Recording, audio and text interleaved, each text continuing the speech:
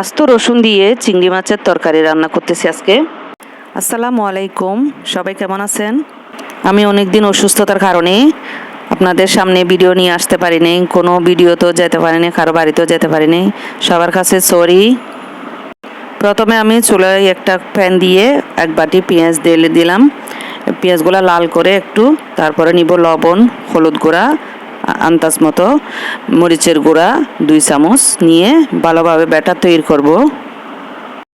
তো ব্যাটারটা আস্তে করে আমি তেলের মধ্যে ঢেলে দিলাম, ঢেলে একটু পানি দিয়ে কষাবো, ভালোভাবে কষাতে থাকবো। তারপরে দিব চিংড়ি মাছগুলা পরিষ্কার করে নিয়েছি আমি ছিলে। তারপরে দিব এক বাটি আলু, তারপরে দিব রসুনগুলা ভালোভাবে পরিষ্কার করে নিয়েছি। যেগুলো হচ্ছে দেশি রসুন দিয়ে, আস্ত রসুন দিয়ে একদম যদি চিংড়ি মাছ রান্না করা হয় অনেক মজা হয়। এটা আমার মেয়ের অনেক ফেভারিট একটা খাবার, ও অনেক মজা করে খায়। তো আমি সবসময় রান্না করি, কিন্তু কারোর সাথে শেয়ার করি না। এই ভিডিওটা আজকে আপনাদের সাথে শেয়ার করলাম। ভাবছি এখন শরীরে একটু ভালো লাগতেছে, সবার সাথে এই ভিডিওটা শেয়ার করি।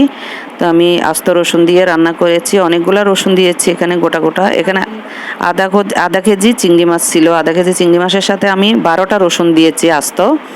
তারপরে রান্নার শেষে আমি আস্ত কাঁচামরিচ আর ধনিয়া পাতা দিয়ে নামিয়ে ফেলছি। রান্নাটা আমার হয়ে গেছে কমপ্লিট। এটা দেখতে যেমন সুন্দর হয়েছে, খাইতেও তেমন মজা, অনেক স্বাদের একটা রান্না। সবাই ট্রাই করবেন বাসায়।